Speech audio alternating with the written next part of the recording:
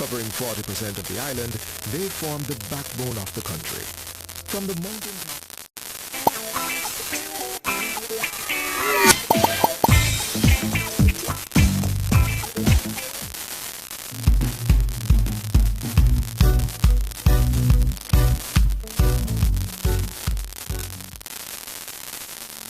Exim Bank and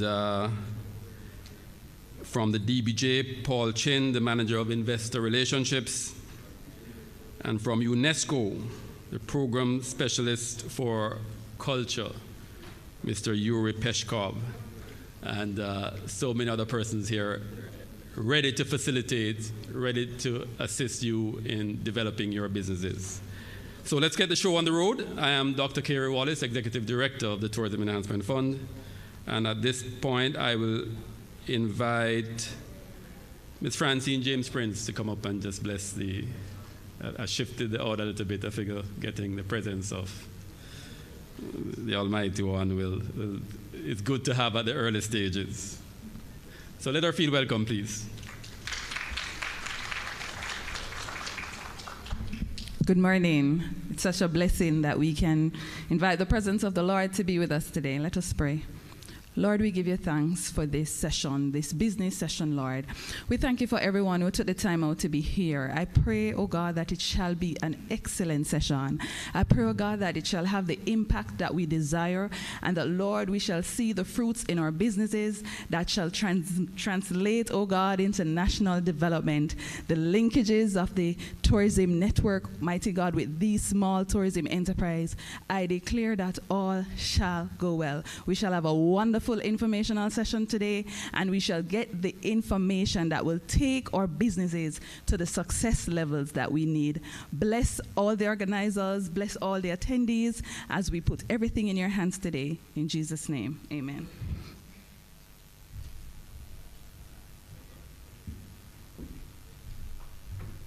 Okay, so we have not only she an outstanding Director of Finance, but you can tell she could actually be on the pulpit if she wanted. So thank you, our Director of Finance, Francine James Prince. And at this time, I'm going to ask someone to actually do the formal welcome. And his title here is the Chairman of the Manufacturing Technical Working Group. And I'll just spend a few seconds to explain what that is. So in the Minister's wisdom, we have the Tourism Linkages Network that has 5 networks that represents the passion points of our travelers, and we have 2 working groups, the Agricultural Working Group and the Manufacturing Working Group.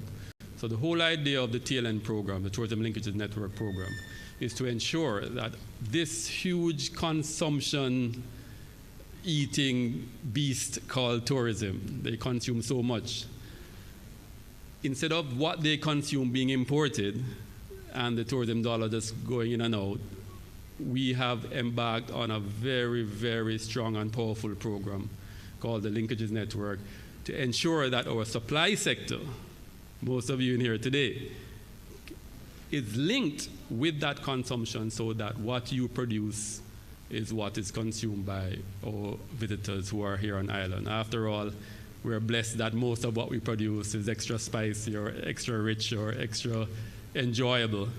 So it is building out that capacity for you to supply the tourism sector. So that Tourism Linkages Network is chaired by and has a lot of private sector partners who sit on that council and give us very good advice and facilitate us in doing the right things, finding out exactly where the gaps are between the producers and the consumers' tourism, so that we can bridge those gaps to let the wealth flow, the produce flow from Jamaica into the mouths and experiences of the tourism sector, and the tourism dollar flows from tourism into the local productive sector. So here we are now going to have the welcome by the chairman of the Manufacturers Technical Working Group, Mr. John Mafood. Can you give him a round of applause, please?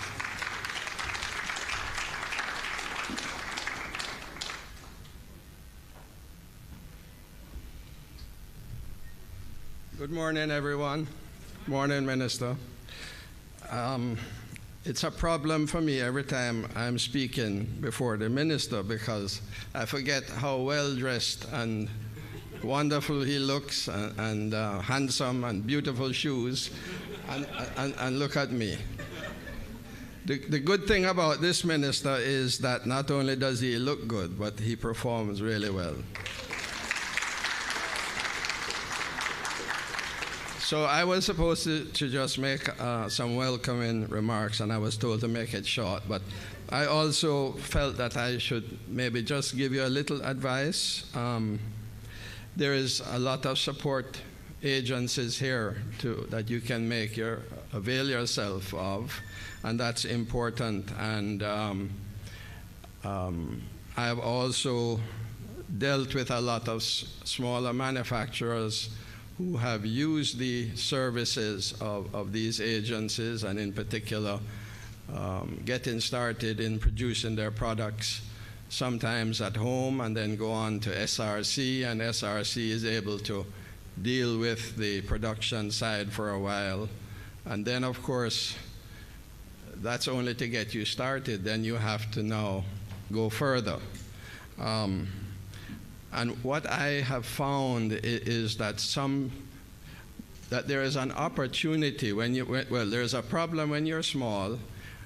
When do you build your own factory? When do you import your own machines? When do you find $15 or $20 million to move from having a relatively free service at SRC to invest in yourself? But there is an intermediate process, and that is to use contract manufacturers.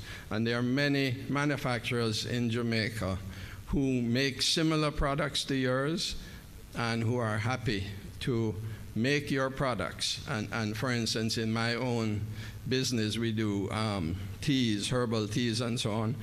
We contract with many people who have their own idea about their teas, and we make it for them. We're happy to make it for them because it increases our business. And we also, on our side, have a number of our own branded products made by others. One of the problems is that we feel sometimes that our products that we have developed are so special, so unique, so wonderful, that we are afraid of divulging the formulas and the information to a contract manufacturer, that they might use it to make something similar. And they are held back in your own growth because of that fear. And you have to try to use contracts to protect yourself. And if you are a member of the Jamaica Manufacturers and Exporters Association, we're happy to help you. The annual fees are very low, and we provide a very good service in terms of information, other services. So I welcome you to join us. But bear that in mind. There is a step between SRC and your own facility, and use it and you can grow. The other thing is, when we are so in love with our product and we think it's so unique, we overprice it. And we don't look at the market that we are going after.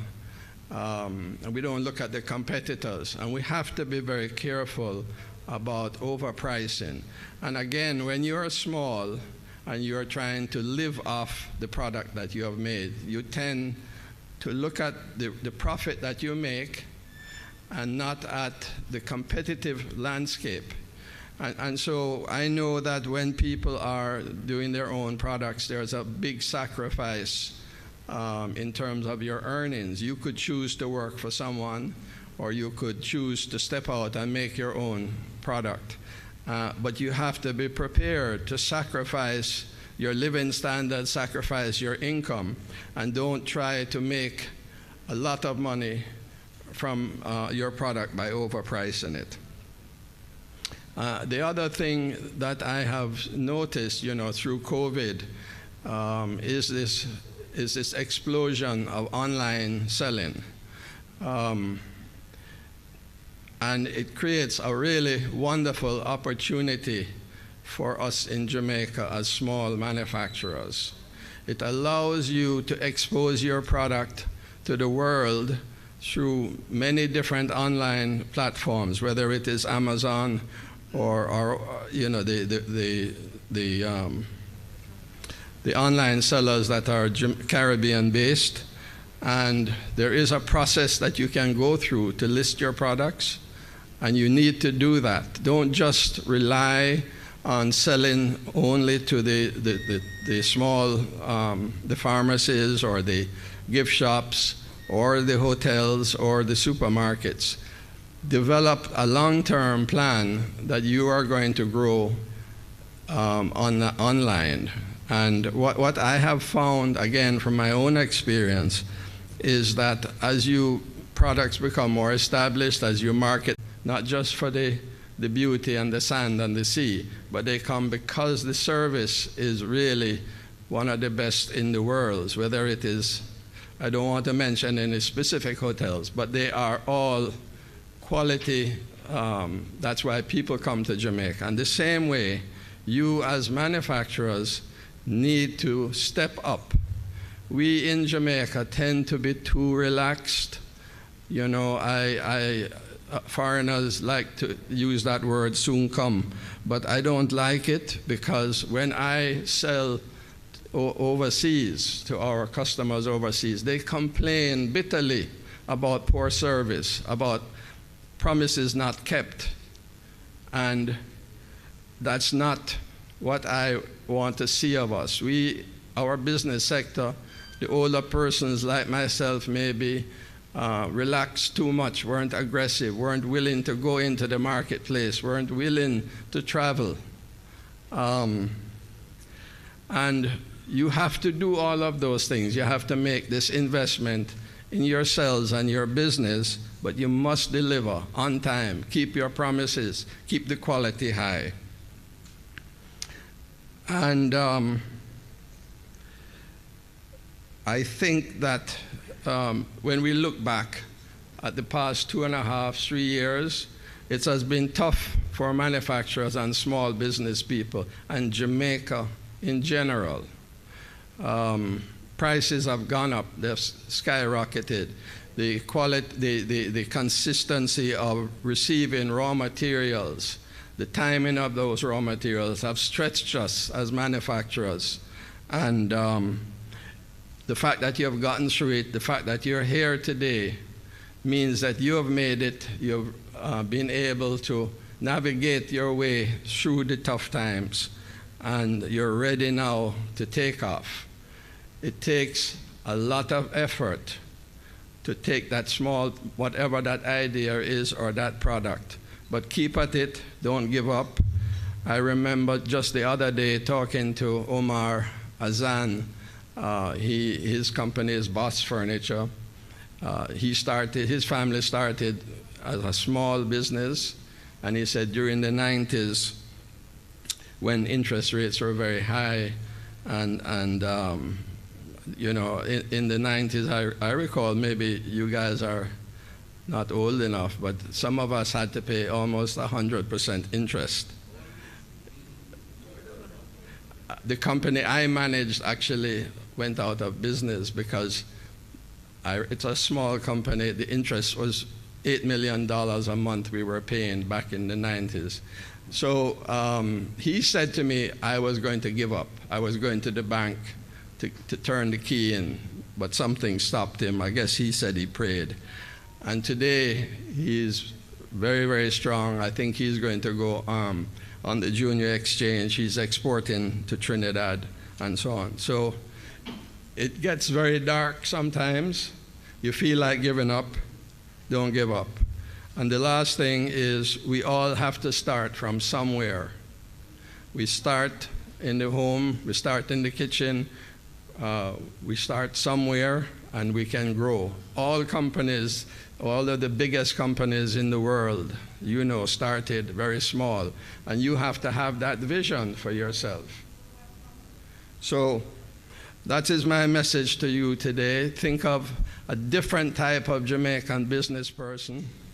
think of one that is dedicated to your customer and the product, and think of the possibilities. We want to eventually export all of you, because Jamaica is too small, as the minister will say as well. 3 million people, but relatively poor, is not going to create the wealth in time that I think we dream of. You have to look at the Caribbean market. That's my focus, is the other markets in the Caribbean, like ourselves, that eat the same basic types of things, that have the same basic history. And if I can sell my product in a Jamaican supermarket, I can sell it in a Barbadian supermarket.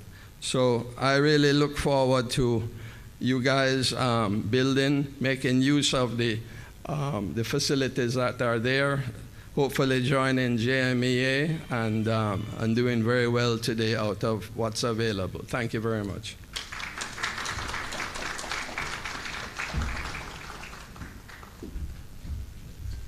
That was John Mafood, Chairman of the Manufacturing Technical Working Group. So the aim of today's session is to provide you with the business development opportunities, of course, financing opportunities. Of course, there's more to developing your business than just access to money. There is access to information, guiding you. And thankfully, our Linkages network has even done demand studies to know exactly what the tourism sector wants to consume or is in short of. And we have quite a few projects where we are facilitating getting more local manufacturers to fill those gaps. We'll also provide other resources, because there's technical expertise that you could benefit from too. And that is what we will be providing today. And we have a slew of companies who are here.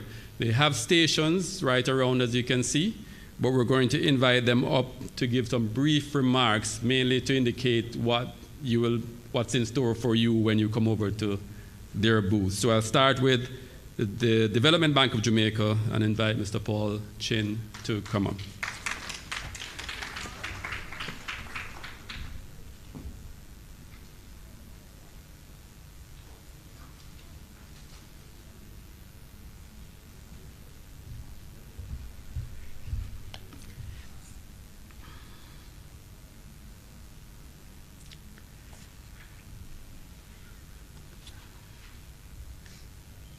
Good morning, everyone. Dr. Kerry Wallace, program host, Honorable Minister Edmund Bartlett, Minister of Tourism, Mr. John Mafood, Chairman, Manufacturing Technical Working Group, Mrs. Caroline McDonald-Riley, Director, Tourism Linkages Network, my fellow presenters, other distinguished guests, ladies and gentlemen, a very pleasant good morning to you all.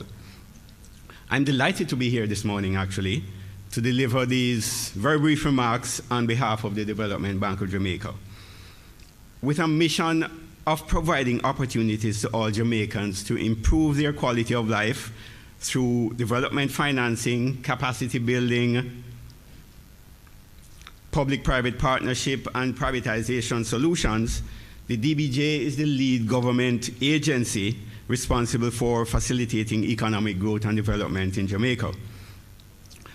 We take our mandate very seriously and have endeavored over the years to make policies and programs as inclusive as possible by reaching all levels of Jamaican entrepreneurial class, from large enterprises through to medium-sized, small, and micro businesses. Our involvement in the tourism sector spans many, many years, with the bank providing financing or co-financing of several large hotel projects across the island.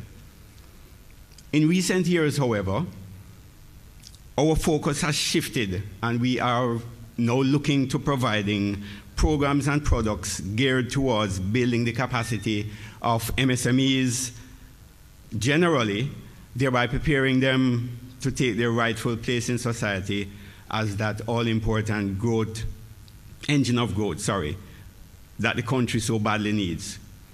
Our programs span the length and breadth of development assistance, from capacity building solutions such as our Voucher for Technical Assistance, Ignite, and Innovation Grant Fund, all of which provide different grants to MSMEs to move them along the business life cycle, from ideation to full commercialization and beyond, to loans to large enterprises, such as our funding of the business process outsourcing sector, to private equity and our participation in several SME equity funds. Our collaboration with business support entities is extremely wide, and we are currently working with some 80 business development organizations offering technical support across some 30 different services, from business plan writing, training, financial statement preparation, product formulation, HACCP certification, and I could go on, but my time is limited. Our loan programs are offered to the market primarily through financial intermediaries, so your commercial banks and your microfinance institutions and your neobanks. We have a dedicated team of well-trained relationship executives who stand ready to assist you in navigating the financial and the business landscape. We are here today in partnership with the Linkages network to assist you in finding the right solution to help you grow your business. I therefore encourage you to visit the DBJ booth and talk to one of our relationship executives. You will be glad you did. Thank you.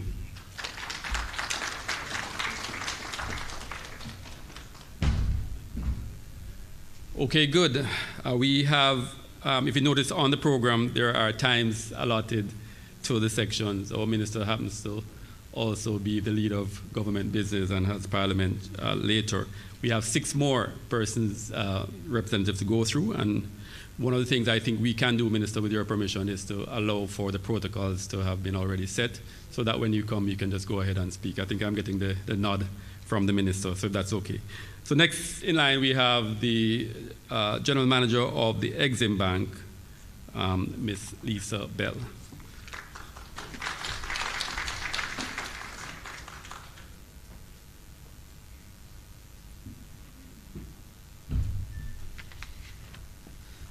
All right, good morning all. They've forced me to say all protocols observed, but you know I have to say good morning to my minister. But to everyone here, I would really want to say good morning. Exim Bank is pleased to be here this morning.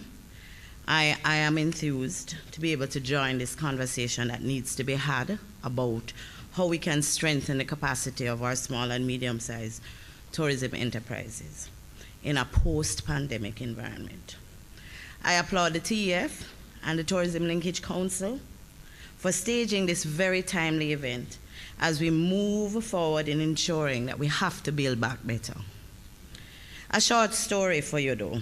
A few years ago, that gentleman right there, our indomitable Minister of Tourism, a gentleman who I deeply admire and respect for his knowledge and passion for this sector, called me on the phone in the afternoon, I'm at my desk, and said he wanted to establish a special line of credit for small and medium-sized tourism enterprises.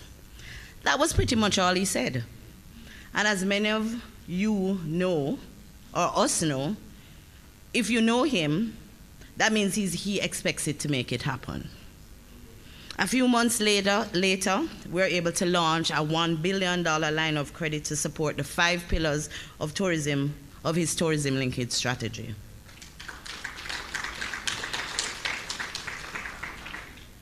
Up to the time when all our lives changed, that is before the corona pandemic, Exim had a large portion of these funds already that were available, committed, and most of it disbursed. But at Exim, that's just what we do. For over 36 years, Exim has been working steadfastly to improve the business environment in key sectors, including tourism, with special emphasis on SMEs. Access to appropriate, purpose-driven financing remains a major impediment for most SMEs, which I'm sure most of you know in this room. The statistics tell the story. Only $1 of every 10 lent goes to an SMEs. As a development banking institution, our mandate demands that we work assiduously to close this gap, or some would say chasm. Our support for this sector is effected through a number of specialized loan programs and business advisory services targeted at improving the ability of SMEs to access financing.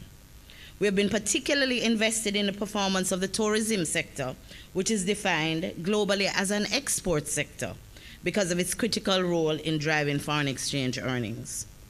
As mentioned before, Exim, in partnership with the Ministry of Tourism, and more specifically the TEF, and this is about joined up government, has created a facility geared at providing SMEs, funding for SMEs operating in the tourism value chain.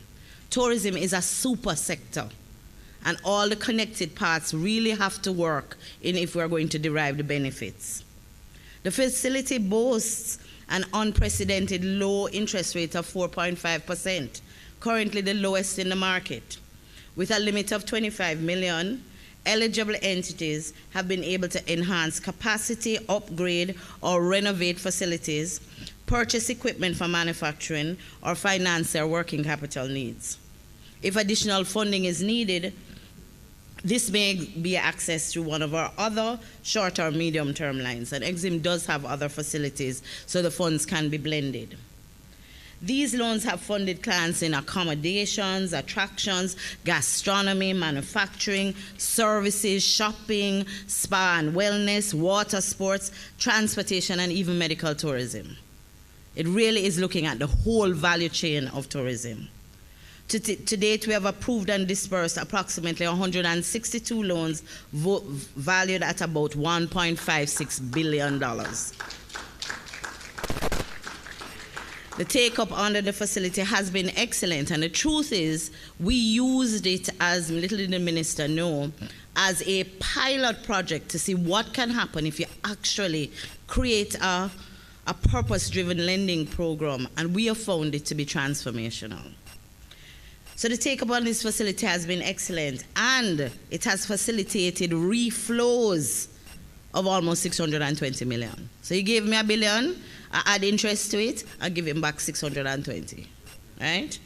So we all know, however, that's the good news, how critically this sector has been adversely impacted by the COVID-19 pandemic, displacing many SMEs who are in the room, which account for over 80% of the services provided to the sector. During the last 2 years, these entities have struggled to stay afloat. Unfortunately, some have had to close their shutters.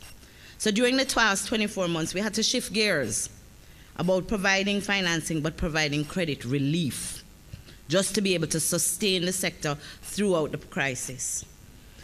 So we provided relief structures that included extended payment moratoria on the principal and interest. Some got payment moratoria for 2 years, up till March of this year. And clearly that's one of my clients. And we also provided support by restructuring their facilities, extending the tenures up to 7 years. This was what we believe was needed in order to ensure that the sector survived the crisis.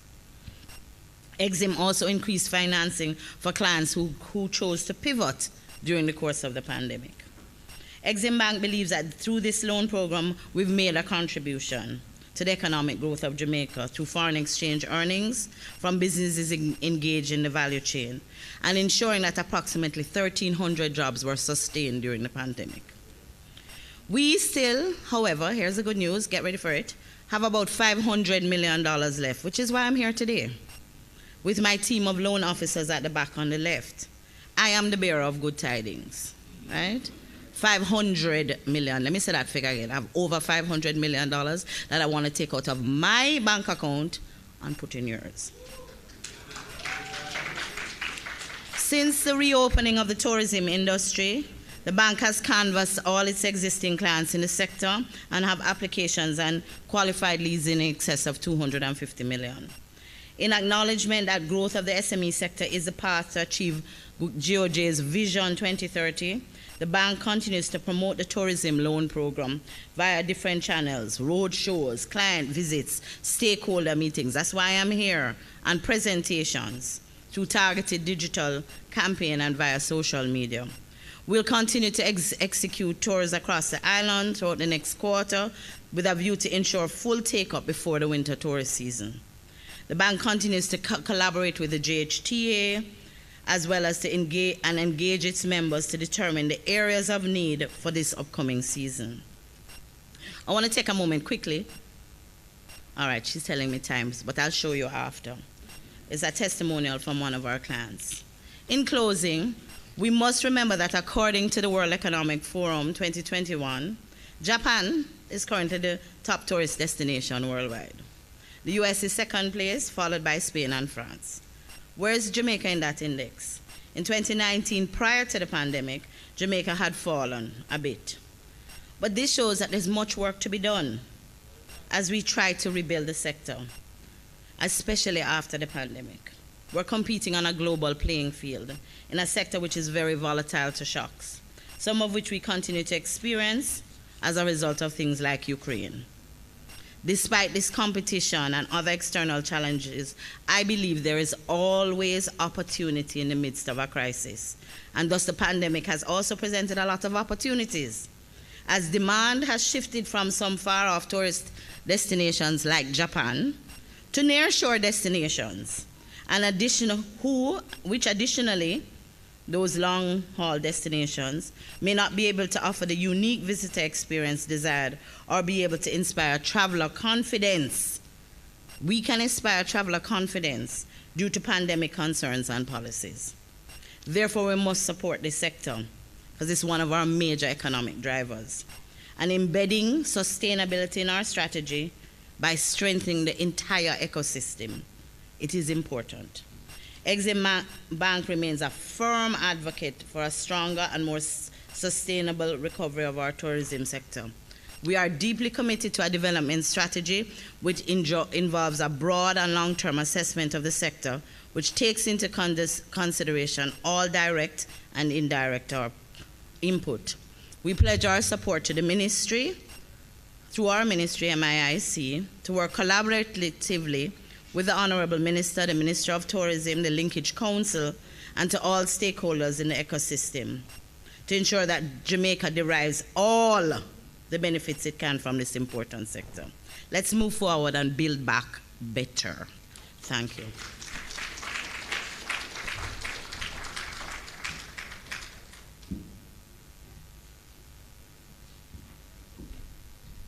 Thank you, Lisa Bell, Managing Director. I think that's probably the proper title of the Exim Bank. So many gems that we are getting, would we agree? 500 million available. Want to get from her bank into yours. I like that.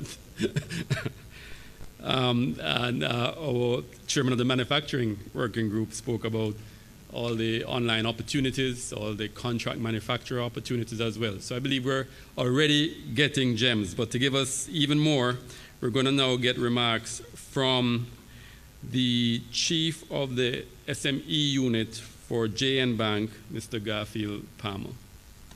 Let's make him feel welcome, please.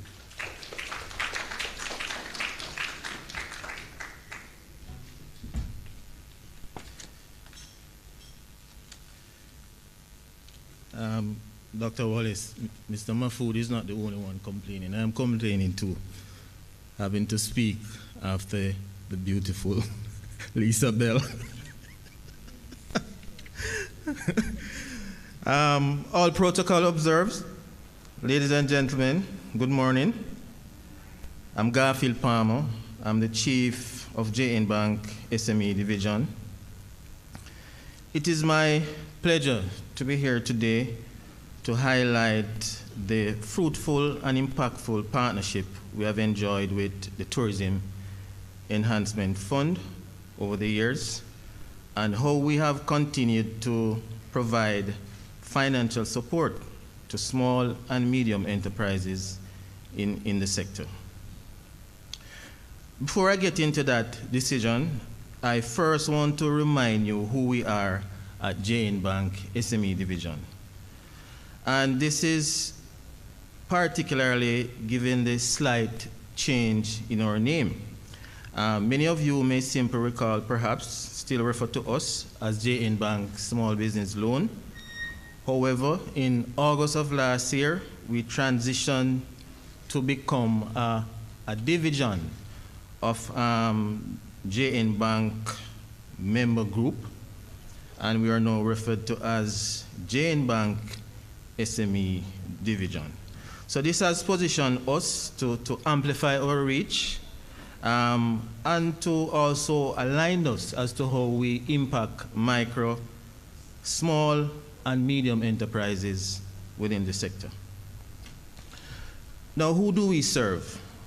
We serve various sectors, including agriculture, manufacturing, the retail sector, export, and of course, tourism and entertainment.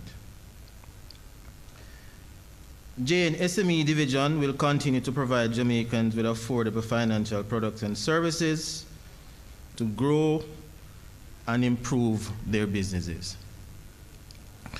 Now let me speak to you a little about our partnership with TEF. What's our partnership with TEF? Our partnership with TEF dates back to 2007 with the launch of the TEF 5x5x5 loan product, which offered various small, medium-sized enterprises in the tourism sector with access of up to $5 million over 5 years at 5%. Our partnership since then has been mutually beneficial, and we are able to impact several businesses within the sector by way of this fund. For example, we're able to impact Kelly's Water Sports in Montego Bay. We're able to impact Pineapple Court Hotel, just to name a few, in Ocho Rios. So these are some of the entities that, by way of the 5x5x5, they were able to significantly improve and enhance their business. As we are aware, the past 2 years have been among the most challenging in Jamaica, in particularly the tourism sector. In fact, just a month after the first confirmed COVID case was announced in Jamaica, the sector lost billions, and I'm sure the minister will speak to that. The sector lost billions in revenue as travel halted, border closed, forcing various hotels, attraction, restaurants, entertainment spots to reduce services and even in some situations to close locations for long periods. So we know scores of people within the sector lost their job. Some had to find other ways and means of providing for their families as tourism arrival significantly dropped for the first 3 quarters in 2020. As a matter of fact, I think the records show that it went down by approximately 75% in tourism arrival. However, with the right strategies, Jamaica has now turned the tide. Since March of this year, tourism has been on the rebound, and I saw where a record tourist arrival happened in March, or on a weekend between March 10th to March 13th. It is said that between the 2 airports combined, we saw over 35,000 visitors. So for this, we are very pleased, as we have begun to see many operators and accommodation reviving and taking advantage of the boom. Ladies and gentlemen, tourism remains our most lucrative sector, and as I detailed earlier, through the TEF, we continue to on-lend to several micro and small businesses within the tourism sector. At this point, I wish to speak about 3 of the package products that through the TEF program we're able to market to the sector. So the first one is the 5x5x5. I alluded to that earlier. The second one is the default carriage loans, and the final one is the community development loan. Up to April 30th of this year, we have disbursed a combined total of 430 loans through the TEF program, and this has a value of approximately 900 million.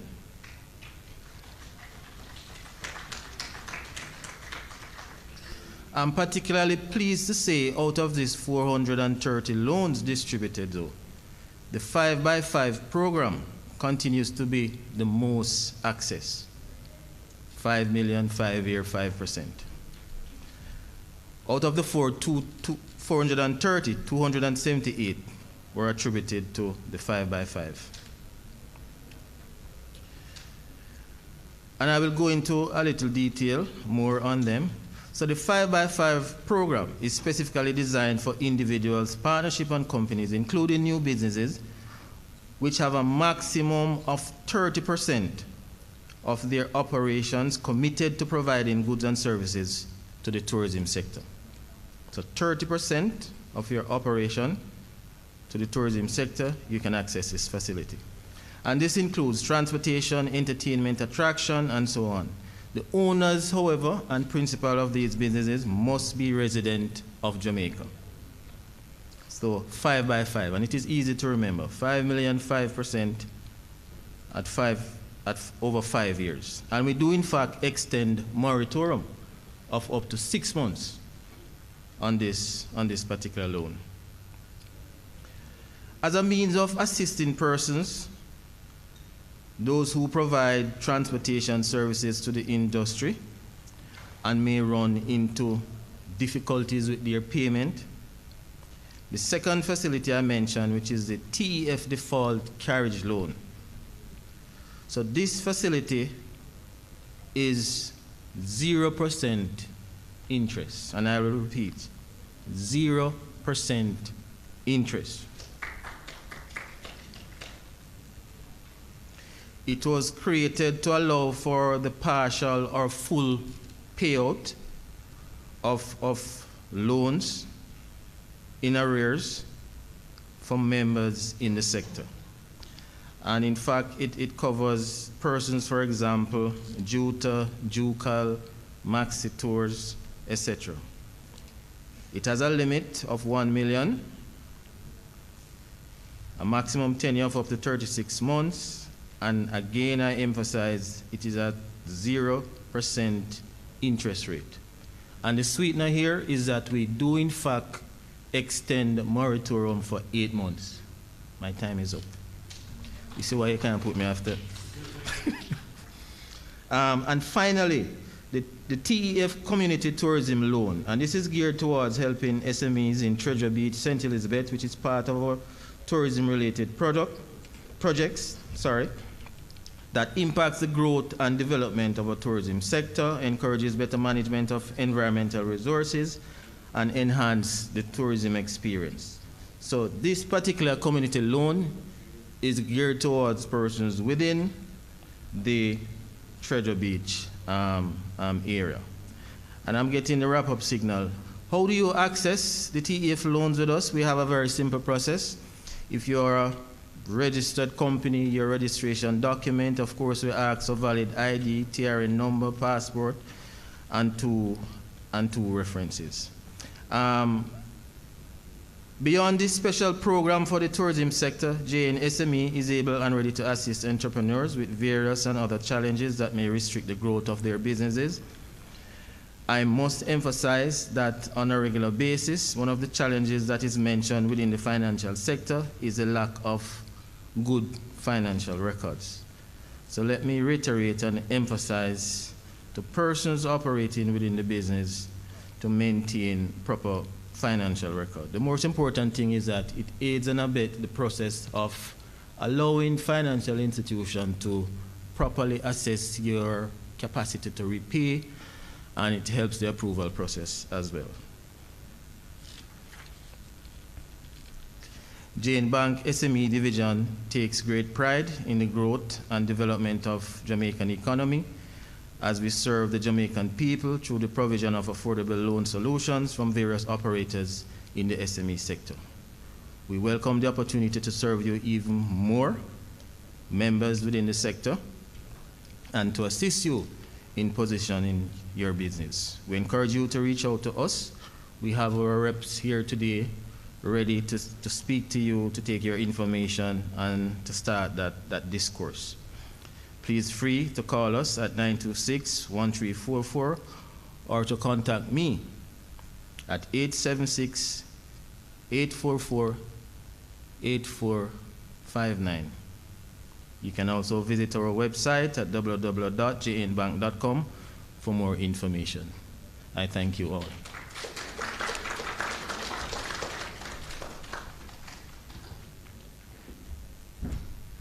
Thank you. And that's so much information. You know, I actually feel bad that I'm pressuring everyone to keep the time so tight, just because there's so much information that is pertinent to what our SMT is. I'm sure you have benefited from each speaker with the information that they've provided. And the one that's coming up next you can be excited about too, because so far we spoke a lot about manufacturing, but of course Jamaica as a nation and as a people, we have such a huge offering when it comes on to our cultural assets and our cultural offerings. And the good news is that there's an exciting program and a call out by UNESCO. And to tell us more about that and to bring remarks, I'm going to invite the program specialist for culture at UNESCO, Yuri Peshkov. Let him feel welcome, please.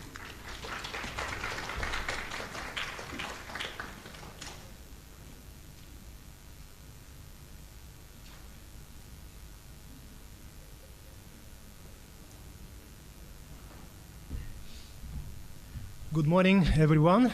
It's a pleasure to be here and to represent the Creative Caribbean project. It's a partnership project that is operated by UNESCO, CARICOM, and the University of the West Indies. Apologies on behalf of our partners from CARICOM and UWI, but I'm here with a team, project coordinator, Olenka Jacobs-Boni, who will take over of my presentation. Can you please? So just briefly, we know we have a limited time. All the protocols observed. Honorable Minister, distinguished guests. The project is Creative Caribbean, an ecosystem of play for growth and development. I don't think it's working. The project is financed under the European Development Fund. Next. And covers these 15 Caribbean countries, including, of course, Jamaica. The fund is 3 million euro for 40 months, and 75% of this 3 million will go to the grants, to the third parties. So to you, dear entrepreneurs. As I said, the project is operated by 3 organizations, and the overall objective is quite straightforward, because we are supporting economic, human, and social development of the Caribbean region by stimulating inclusive, diverse, and sustainable growth of the cultural economy. We are creating jobs. We are supporting the creation and production of and distribution of cultural and creative services, goods and services. We're improving market access and also supporting regional and national policies and measures. So quite a big portfolio, but yes, we are targeting the CCIs, the cultural and creative industries actors, all the creative people, organizations, registered CCIs, and also the secondary and tertiary academic institutions and students and researchers. The grant calls, I mean, this is the first-hand information that you will receive now, because the project has really just been launched, and the grant calls are open. So I'll give the floor to Olenka Jacobs-Boni, please. Thank you so much, Yuri. Good morning, colleagues, distinguished guest, Honorable Minister. Next slide, please. Does it work? Okay. Okay, so under the Creative Caribbean project, we have 3 grant schemes: enabling environment, industry, and training. As you can see, we cast our net very wide, and under each one of these grant schemes, we have a number of categories.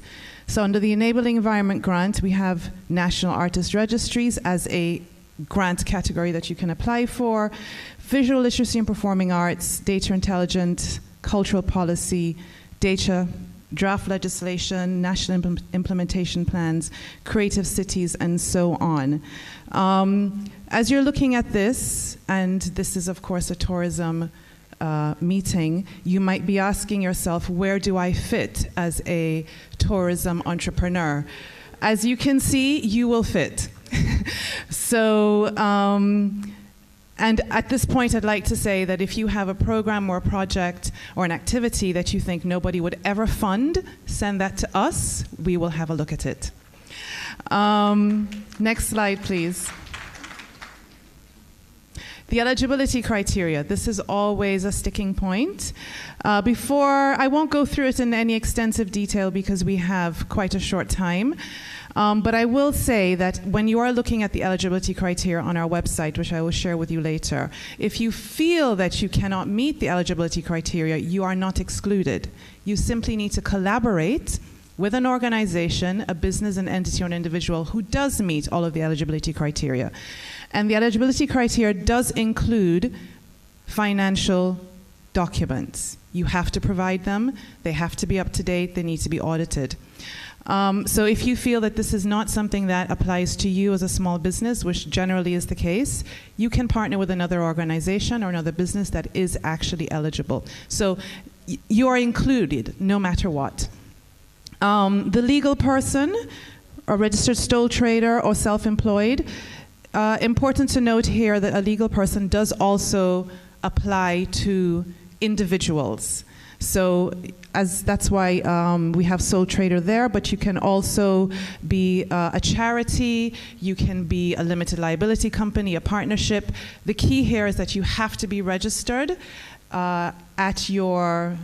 formally registered with the organization in your country. In this case, it's the Office of Companies in Jamaica, as a legal person. So if you don't have that registration, again, please partner. Established 3 years from the date of the application. So the application is currently open. We launched the project on the 21st of April. It closes on the 8th of July. 3 years from the date of your application. So if you have not been established within this year and it's not 3 years, this is a 14-month project. You can apply next year. That might be your 3-year, and so on and so forth. So we have gone to many lengths to ensure that no one is excluded from this opportunity. Have directly implemented during the last 2 years at least one project in the cultural and creative sector for at least 50% of the amount of the grant requested. I pause here because there's another criteria that people tend to get a little concerned about. As you can see, financing, sweat equity, and in kind are all permissible as an eligible criteria in this particular aspect of it. So, please continue. Next slide. Next slide. And of course, you have to be directly responsible for the management of the funds. And this is where the financial documents help us to be able to determine whether or not this is something that you have experience in. Also, the 50% allows us to determine whether or not you have experience in managing funds. Again, if you don't, please collaborate. So we're going to look at the open grant calls at the moment. The enabling environment is the first category here. As you can see in the description, it says national cultural policies, creative industry related legislation, accelerators and grants to develop key products and services for the creative cities, including educational cultural programming, festivals, co-working spaces. You can see here the different types of grants available and their amounts under this grant scheme. What I want to say here, and I just want to very quickly speak to all of my colleagues who went before me and underscore the importance of culture, creativity, and innovation in the value chain, in the tourism value chain. And it does not stop at singing, dancing, festivals. That's all a part of it, but it goes much deeper than that. So as small businesses, I would like to encourage you to really take a deep dive into your value chain and identify where culture, creativity, and innovation can add value to your product if you are not already a creative or cultural entrepreneur, and that includes digital. We cannot separate creativity from digital. And as my distinguished colleague said before me, we have seen the explosion of online work, of online opportunities. Do not negate the importance of digital in your value chain and how digital can actually take you to the next step of your business, along with these grants as well. So again, here we have, you may say to yourself, how does this apply to me? Believe me, there's something in there for you. Next slide, please. As you can see, we go up to $95,000 in terms of grants. So we also have smaller grants, so there are lots of opportunities. This is the other grant call that is open, the industry grant. Work placements. This might be a little more, something that you will find a little more interesting if you're a smaller business. Work placements and attachments to regional and international festivals and events. How many times have you as a small business owner wanted to attend a conference that happens in another part of the world or a trade show, and you just don't have the funds to do that? We can help you. Industry institutions, festivals, studios, theaters, galleries, etc., proposals to organize accelerators to develop new and emerging talent, scaling operations, and expanding audiences. Now, expanding audiences does not only apply to performing arts. You also have an audience as a small business. How you decide to expand it is something that you would have to think about when applying, but this would apply to you. Strengthening festival management, capacity building and data collection. Data collection is really important. That's why we need you to be registered, but if you're not, it's okay. Data drives investment. Without information, we don't know where to invest, how or when to invest. Critical. Organizing B2B fora within festivals. So as you can see, there are several opportunities here.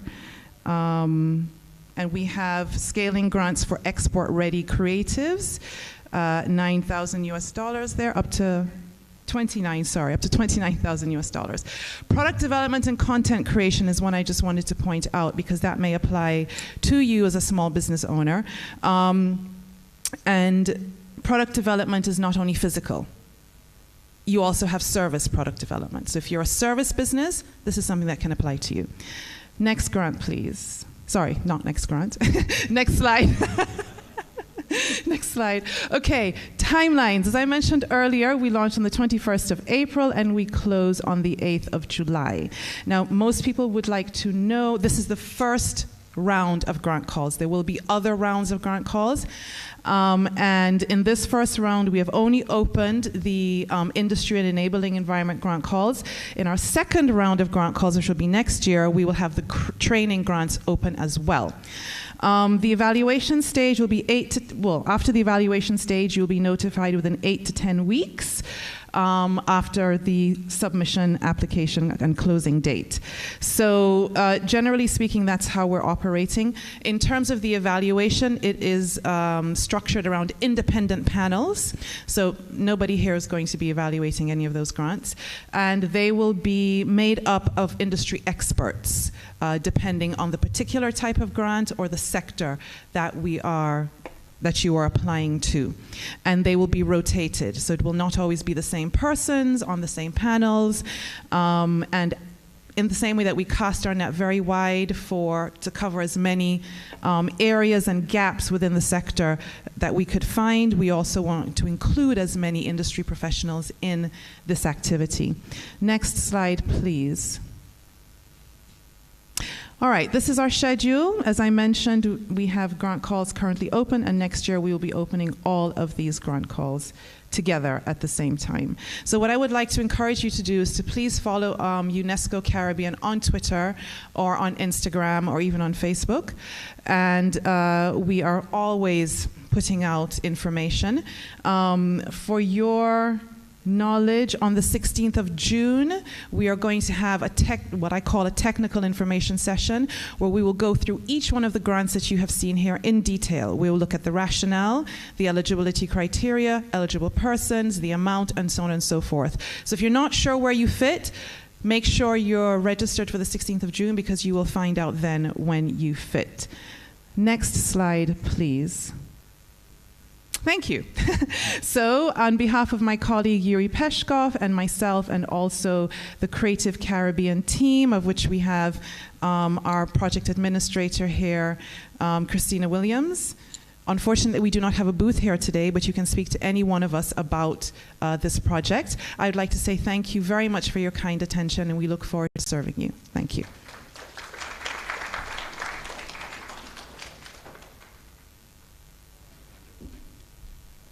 Wow, thank you so much. Such a great opportunity finally for creatives here in the Caribbean and in particular Jamaica. In order to speed things up, I am going to cut out persons, at least one person who comes up in between. That would be me.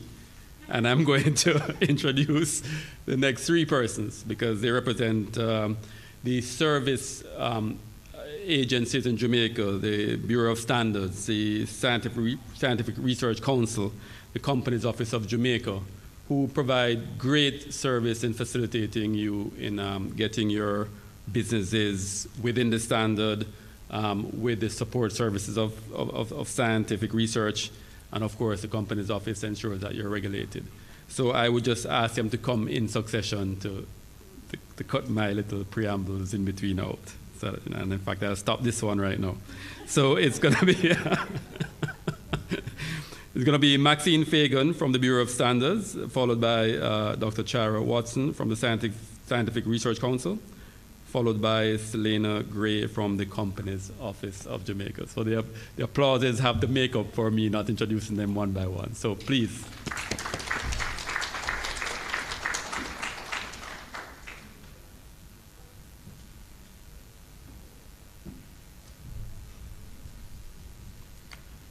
Okay, good morning, everyone. I'm actually representing Dr. Belton Gooden. He's the director for the Bureau of Standards Jamaica, or executive director.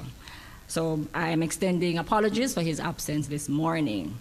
Now, this initiative of the Tourism Linkages Network brings into sharp focus the utmost importance of creating awareness opportunities for all stakeholders, particularly those for whom the network has been established. In seeking to increase the consumption of goods and services that may be competitively sourced locally, the Linkages Network is, by extension, seeking to create employment and generate well-needed foreign exchange. The underpinning of our country's sustained efforts at growing our GDP require, at the very foundation, the application of standards coupled with training, the use of quality systems in our operations, and yes, certification to internationally recognized standards. Now, at the Bureau of Standards Jamaica, that I am proud to represent here today, our commitment is to make standards work for you. With this, our mantra, the BSJ has a tourism and related services technical committee that considers and develops suitable standards to support the tourism industry. The committee led the revision of the local SPA standard, which was recently published, and this is the JS 319, Jamaican Standards for Specification for SPA Entities. Providing standards that are comparable internationally certainly indicates that Jamaican companies can stand tall as they deliver services to hundreds of visitors annually. Through our Quality Institute, and that is the training arm of the BSJ, we offer a variety of courses that serve to educate the tourism personnel as well as others. A business dependent on its focus may consider one of the training courses, such as good manufacturing practices. It is involved in food preparation and production, as well as hazard analytical critical control point, but it's HACCP, otherwise known as HACCP. And there's always also other opportunities, such as the ISO 9001, and that's the quality management system. And this is a very important standard that you would want to perhaps be certified to. And that is certainly applicable to, I would say, all businesses. So that is something to consider. It's an internationally recognized standard that could be used as a launching pad to certification. Additionally, through the National Certification Body of Jamaica, and that is the certification arm of the BSJ, and this is an accredited entity through the National Accreditation Board in the United States. We offer a range of certification programs that may be accessed and would be suitable for farmers, local processed food manufacturers, hoteliers, and artisans. For those who are farmers and who may be potential suppliers to hotels, there is the certification of agricultural produce. There's a program also, and the organic certification program. So this may also be considered. So there are several training programs that you may wish to take advantage of, the training opportunities that we offer at the Bureau of Standards Jamaica. There's also the Jamaica Made program that you may want to consider. And this is really authenticating your product as being a product of Jamaica. So the food manufacturers and processors may want to consider these, as well as the artisans operating at the micro and small size levels. Also restaurants, eateries may also consider the HACCP recognition certification program. Most importantly, because we at the BSJ, we are acutely aware of the existing but rather unfortunate perception that standards and quality systems are difficult to understand and challenging to implement within business operations. The BSJ, we have a solution for that, having that recognition. So at the BSJ, we offer what is called a client services program to facilitate the interpretation of standards. We recognize that those who may find standards and quality systems implementation most daunting are, in fact, the micro and small-sized enterprises. So those linked to tourism are more than welcome to make contact with the BSJ. We offer support through our technical officers, and as I said before, so it's kind of a one-on-one sort of hand-holding, as we like to call it, program that we offer. And just to add before I go into the last part and end, because I'm trying to keep it brief, because I really like whenever I engage with the public just to say that at the Bureau of Standards Jamaica, over the years, we have been known for our regulatory function, but that has not been the mandate of the Bureau of Standards Jamaica for a number of years now. So we are no longer a regulator, we are a facilitator of business development and trade. I like to say that we really want you to consider the Bureau of Standards as a quality assurance resource. So along your business journey, you may tap into many resources. We've heard a lot here today, and I want you to consider the Bureau of Standards Jamaica as that additional resource. And as I said, don't be daunted by what we offer, because we do have our technical officers who will give you that one-on-one engagement and support to have you to foster a greater understanding as to what we do and how we can help you. So we're facilitating market access, we're facilitating you providing a quality product or service, and so we really want you to engage with your national standards body. You have many standards bodies across the Caribbean and indeed across the world. This is yours, utilize it. It's a really valuable resource for you, to encourage you to do so. Now, our role at the BSJ is not just to develop and promulgate standards, but to ensure that together we make standards work for you and you and you. And we are excited about this partnership with the Tourism Enhancement Fund and look forward to working with your stakeholders in achieving their goals. We wish for you every success and look forward to celebrating alongside you. Thank you.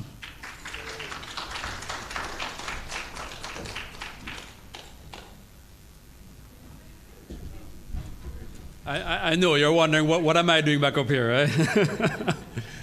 But we've come up with a brilliant idea, considering the pressure for time is for the minister to make it down to Parliament. We said, okay, we're going to slot him in now so that everybody gets his presentation, and the remaining two, which are important pieces of information, instead of rushing those, we'll have them afterwards. Make sense? Okay, great. So he can't even give any long introduction, and the good news is that everybody knows who he is. Outstanding Minister of Tourism on a global level, and excellent for Jamaica. And I present to you the Honorable Minister of Tourism, Edmund Bartlett. Thank you very much, Executive Director of the Tourism Enhancement Fund. Just to say that I had to intervene now, and you should forgive me a little bit for all my sins and the Prime Minister's confidence. I'm leader of the House, so I have to be there a little earlier than everybody else. And to know that we start on time. The Parliament of Jamaica starts at 2 p.m. every Tuesday and Wednesday without fail. Thank you. But I wanted to intervene now because, and indeed I really hardly need to intervene because of the richness of the presentations that have come before, and indeed anticipation of the other two that I'm sure will be equally rich, fulfilling, and satisfying. But I wanted to contextualize all of this today because it's important, I think, for you to appreciate why. And I think that the outturns that you've heard from the various stakeholder partners have indicated to you the type of policy direction that we have taken as a ministry and where we see the role of small and medium tourism enterprise in building the capacity of tourism to provide the service levels that are required and to enable a broader spectrum of experiences. But I wanted to add something to that. I wanted to add that it is not now just about broadening the spectrum of experiences, but it is to deepen the value of the experiences. Because we have decided that our thrust in recovery is not about the competitive nature of the past. That tourism's recovery, for it to be meaningful and to be strong and effective for us and to contribute more to the growth of our economy, has not to be a reset, but a reimagining. And in reimagining, it means new ideas. It means innovation. It means capacity to pivot and to adapt, to be responsive on a moment's notice, indeed in nano time, to the changes that are taking place in the market and in the global community. Recognizing, in fact, that this immediate and post-COVID period is not going to be a linear one. It's not going to be one that is characterized by easily predictable events. It's going to continue to be one of relative uncertainty. And managing uncertainty is a huge task, because managing uncertainty, as the clinicians and perhaps the psychoanalysts will tell you, is perhaps managing a mental health issue. Because uncertainty is a mental health issue, because it drives so many other psychosocial impacts, including anxieties, including unsureness of your movement and frustration as you seek to do what you think is the right thing, only to find that that's a negative iteration because of the uncertainty overall. And what uncertainty brings about is unpredictability of outcomes. And there's nothing that is more traumatic than that. So trying to manage a future with all of those psychosocial, tendencies and properties is not an easy task. And it requires all of government and all of society and all of humanity. So the world is into a new phase of trying to manage and understand itself as Anthropocene Earth morphs into another dimension of man's existence on planet Earth. We went through what science called the entrepause. That's this 2.5 years when little or no activity took place across the world. When the planes weren't flying, so the skies were nice and clean, and the ships weren't sailing, so the sea was nice, and the fish had a wonderful time to grow, and the hunters were not in the wild, so the animals were able to roam nicely and procreate, and so on and so forth. But something else happened. That production stopped. Supplies movement stopped. Logistics became a nightmare. And now that science has helped us to understand a little better the pandemic and respond a little more effectively to the virus, we don't have this solution yet, but at least we're managing a little better. Man is again able to act and to move. So we are in what we now call the entrepause, where people are active again. Ships are moving, planes are flying, borders are open, activities are taking place. But the psychosocial impact of this pulse has created a demand, a pent-up demand, that's driving a pressure on supplies that is unprecedented.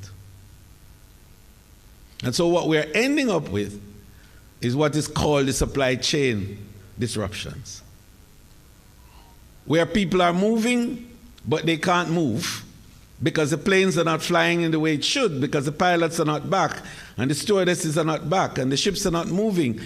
Our crews say they want 90,000 employees. 90,000. And look at Jamaica is trying to find 10, maybe 20, who knows. And we can go on and on and on. Our manufacturers, John, are telling you that the ingredients are not coming because the war in Ukraine has stopped the various types of ingredients that move around.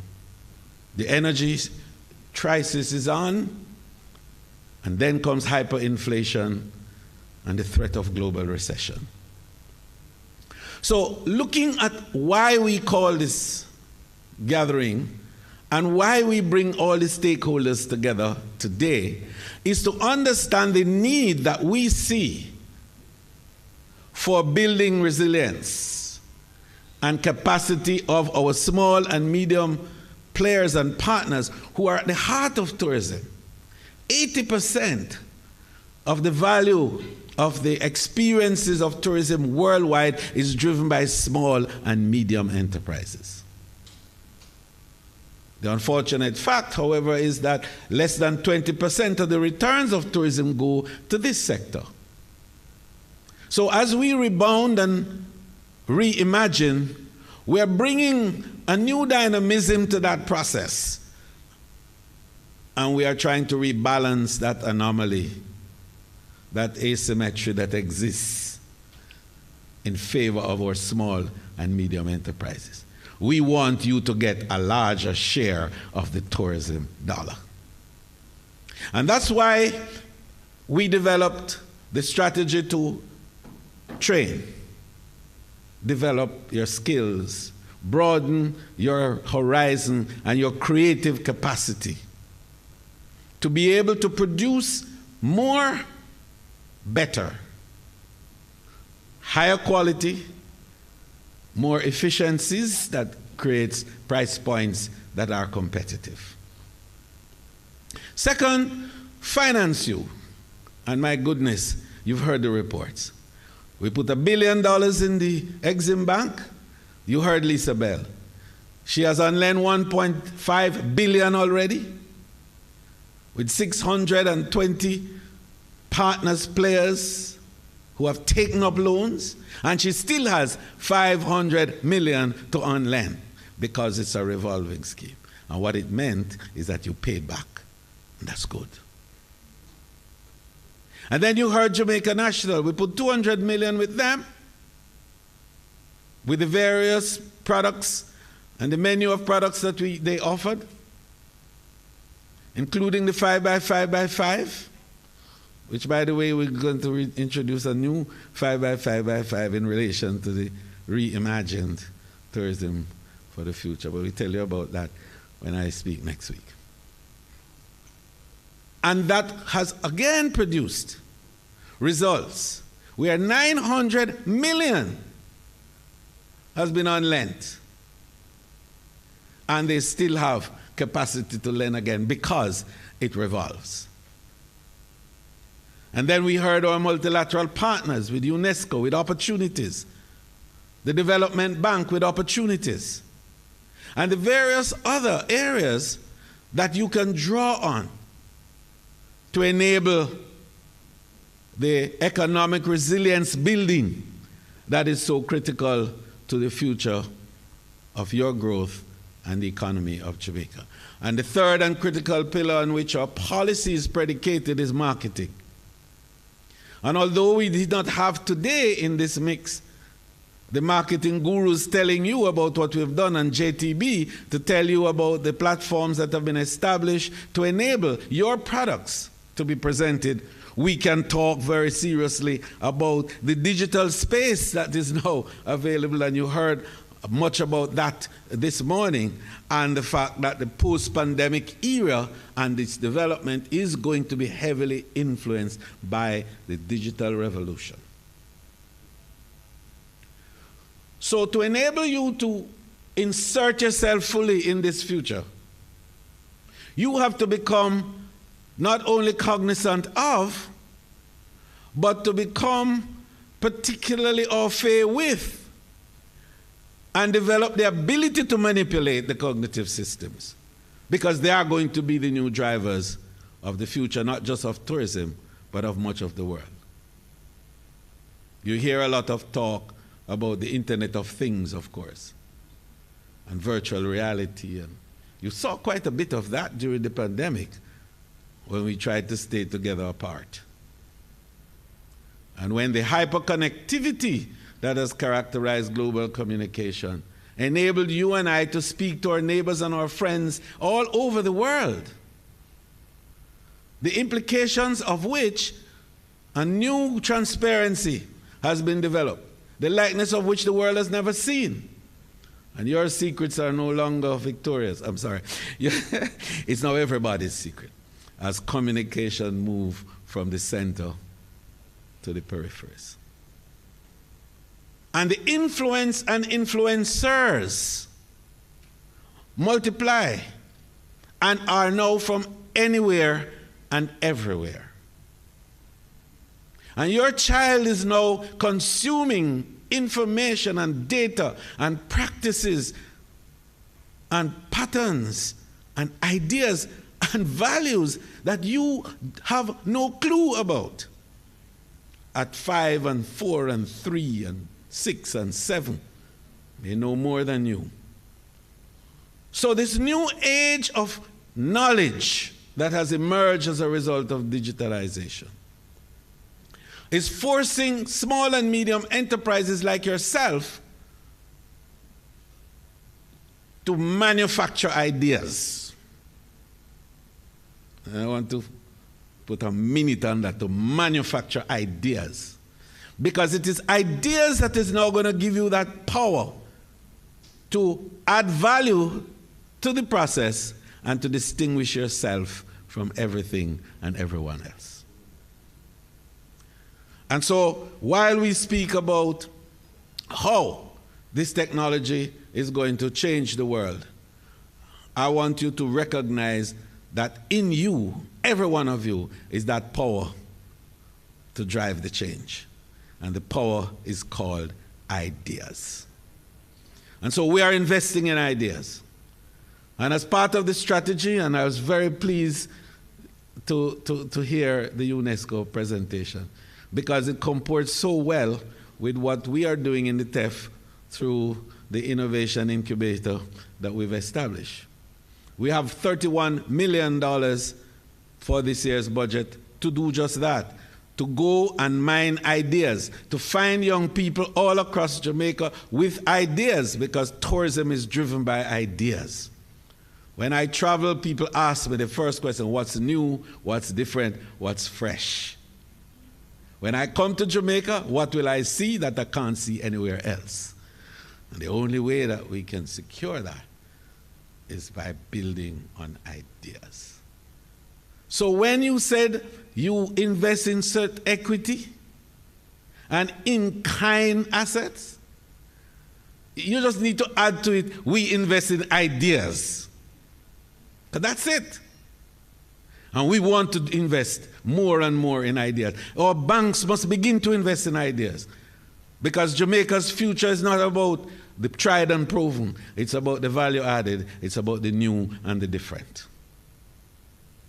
And so I want to close by saying to you, small and medium players, my industry, and I say it with a little bit of humility, but a little bit of pride too. My industry is the only one that any idea and every idea has an equal chance of being monetized. And I was in Dubai the other day.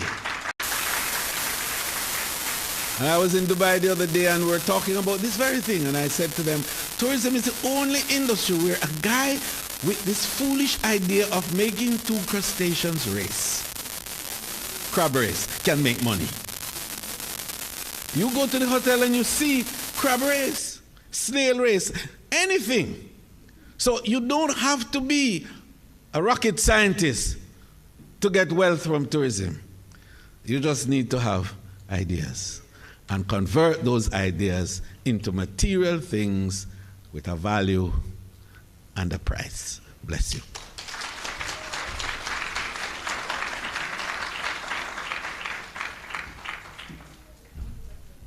Thank you, the Honorable Minister Edmund Bartlett. Right, and as indicated, he has to step out. So we thank him for his time dedicated to us and his inspiring speech. We just need ideas. And of course, those ideas have to be polished, have to check the standards, have to get some scientific research behind it as well, yes. Polish it off and then get the company's office to register it and all that kind of stuff. So the good thing is that we have all these facilitators here. And we will just continue with the remaining two before we then break out into the coffee break and the open floor. So at this point, I'll invite from the Scientific Research Council, the Executive Director, Dr. Chara Watson. Please let her feel welcome.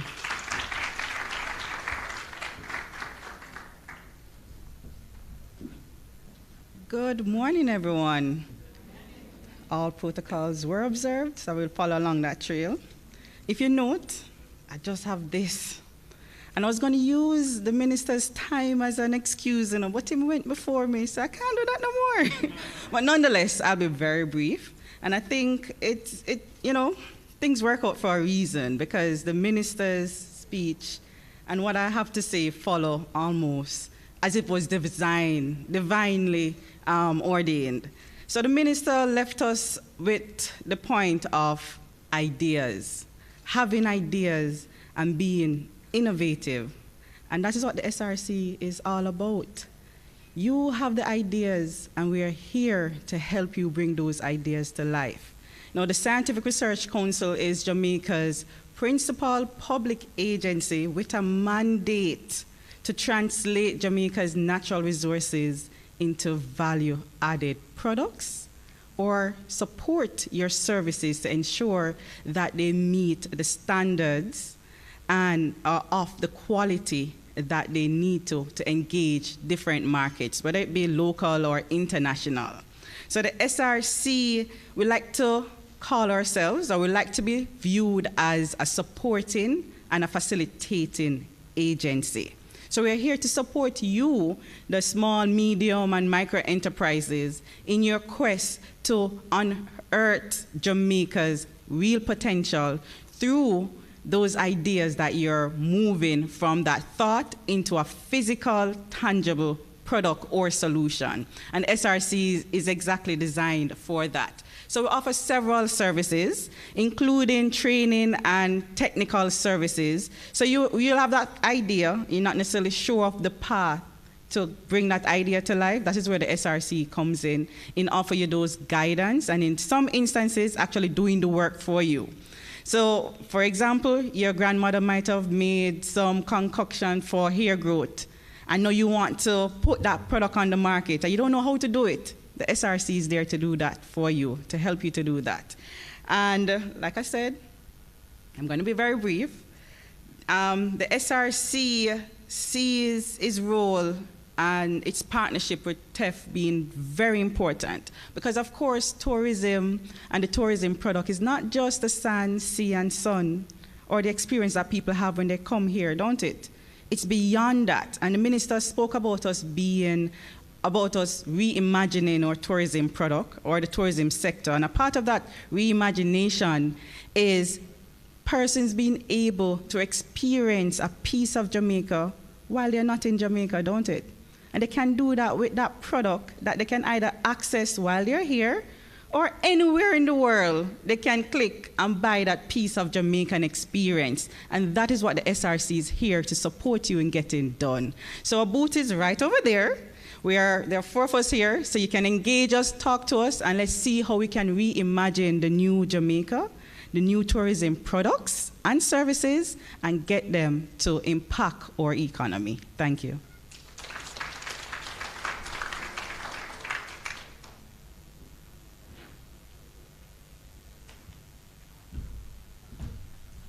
Dr. Shara Watson from the Scientific Research Council. And we have from the Companies Office of Jamaica, I saw a name, Selena Gray, but I saw a TBC to be confirmed, so I just want to make sure. So, right, you'll tell us if you're Selena. I mean, I'm kind of like, oh, Selena sounds like a female name, but I don't want to go there, and next thing I know, I put my foot in my mouth. So, I'll welcome the representative from the Companies Office of Jamaica. Good afternoon, everyone. Well, I'm not Selena, not quite as pretty.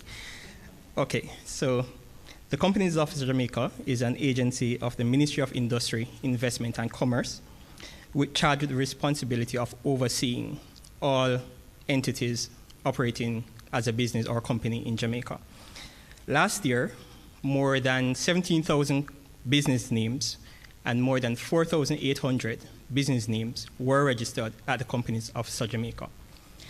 This makes it a record registration for both entity types. Some benefits of registration, it's not just a process that you get nothing from. It's a process that allows you to access loans. If it is that you are thinking of expanding your business and want a bank account in the name of your business or to encash checks in the name of your business, that is one way of really getting the banks to give you an account through registration and formalization. Another aspect is that you are listed on the Companies Office of Jamaica website once you're registered, right? And another aspect of it is, in this day and age of scamming, everybody wants to know, am I doing business with a legitimate entity? And registration is one way to ensure that customers know that you're a legitimate entity, right? So before you go to the DBJ, before you go to JN, before you go to BSJ, Companies Office of Jamaica is the first stop, right? We have made it easier with our online registration. So a lot of persons who are in the tourist market, they are outside of the corporate area. And as such, our online facility at www.orcjamaica.com will ensure that you register your business or your company type with ease, right? So we encourage you, before you go anywhere else, stop by the Companies Office of Jamaica booth, and we will be happy to give you the information that you need to register your company, register your business, and to just set the foundation for progressing your business. Thank you very much.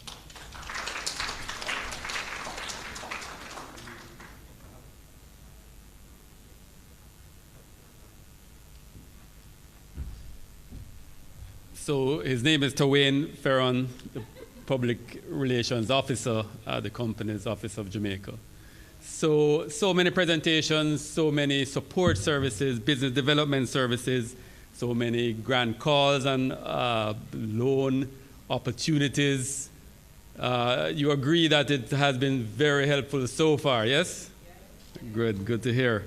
At this point, we are going to have the vote of thanks before we have the coffee break, but the real key portion of the day, which is those one-on-one sit-down meetings with all the representatives here today. Because we know they'll speak about the program. Here it's where you know the rubber hits the road. You get into the details, how it relates to your specific businesses that need development. So that we want to end this section so that you have the opportunity to spend most of your day getting that part of the business development facilitation done. So to bring the vote of thanks, I'm going to invite the Director of the Tourism Linkages Network, Mrs. Carolyn McDonald-Riley.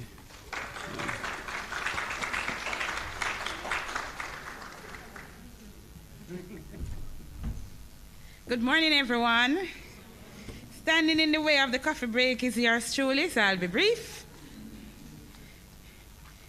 I know the minister had to leave, but I'd still like to recognize our Honorable Minister, Minister of Tourism, Honorable Edmund Bartlett, CDMP, our Master of Ceremony that also kept us entertained, Executive Director of Tourism Enhancement Fund, my boss, Dr. Kerry Wallace, Executive Director of the Bureau of Standards, the Executive Director of the Scientific Research Council, Managing Director of Exim Bank, the Chief SME Unit of the JN Bank, Chairman of the Manufacturing Technical Working Group, Mr. Mahfoud. He hasn't left, he's doing an interview on the outside. Our Director of Finance, the one who pays me, Miss Francine James Prince, who so ably did the prayer. Probably should give her, another little thing. Manager of Investor Relationship for DBJ, Mr. Paul Chen, UNESCO Caribbean Creative Project, the Customer Service Manager of the company's Office of Jamaica. Distinguished guests and stakeholders, ladies and gentlemen, it has been a wonderful morning so far. Members of the media, thank you for being here. Quoting the Wall Street Journal and USA Today, best-selling author Nicole Snow, a small business is an amazing way to serve and leave an impact on the world you live in. At the Tourism Linkages Network, we are so proud to have hosted this very important event, which will undoubtedly help the small businesses represented today to grow their business, to have an even greater impact on our country and, by extension, the world. Thank you for your selfless and yeoman service. Your efforts epitomize the phrase, service above self. I'd like to extend my heartfelt gratitude to our esteemed guests and all those who have taken time out of their busy schedules to be a part of this momentous occasion here today. We'd also like to recognize and place on record our thanks to our esteemed minister who so eloquently encouraged us to be innovative. Also, my executive director, Dr. Kerry Wallace, who offered his guidance on this initiative from start to finish. We are so grateful to you, sir, for leading us at the TEF. I'd also like to extend thanks to the tourism entities, to their enormous cooperation, and yes, I'm calling all of you here our tourism entities because it's a partnership with all of us here. As we all know, something like this cannot happen overnight. The wheel started rolling months ago as it required planning and a bird's eye view for details. I have been fortunate, though enough, to be backed by a wonderful team. A wonderful team. I don't know what motivates them because at 3 o'clock when they left here this morning, having had the Pegasus after 10 o'clock last night, I'm extremely happy for what I am seeing. So I'd really like to commend my team. I wanted to help me, the Tourism Linkages Network team, and the lead on this project, Mr. Sheikha Clark. I know she's walking up and down somewhere, ably supported by Trevor. I cannot thank everyone here enough for their involvement and their willingness to take on the completion of this task. And before I end, I really want to recognize the person who was the first here, Miss Candice Gordon from Chevelle. We have something wonderful for you that you'll pick up in the tech booth. Something from Jablum, something from BSJ, something from IDB. Yes, yes. All of that is for you. And you're going to go to the back of to the TF booth. Let me see you. Are you still in here? I don't want you to just come first, you know. I want to make sure you're here. SRC too has something to give you. Very good. So thank you for being here early. And for Exim also has something. So thank you very much. And it means that you assisted us to come on, by coming on time, you assisted us to start on time. And so, on behalf of the Tourism Enhancement Fund and the Ministry of Tourism and the Tourism Linkages Network and all the stakeholders, I want to extend best wishes to all of those who assisted in making this possible and in positioning our value tourism sector to take advantage of all the value-added products. And we will, I'm sure, stand well for the future. Thank you, and God bless you. Remember, we're all here to visit the booths, please. That's the whole idea, to do the one-on-one and to take advantage of the opportunities. And by the way, they have gifts. So, Doc, you have any closing words? No closing words? Okay. Thank you very much for being here.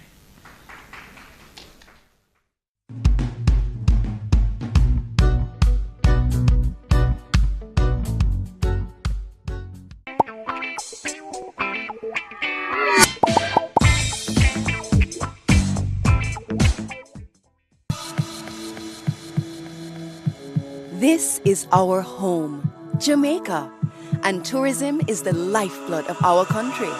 Let's all feel good again. Whether with family or friends, we want you to enjoy your staycation. We have to ensure that they are comfortable, they feel well protected. New standards are in place to ensure your safety. We are here to serve you better, so you can have the best experience. Come out and rediscover Jamaica. We are ready. We are ready. We are ready. Rediscover Jamaica.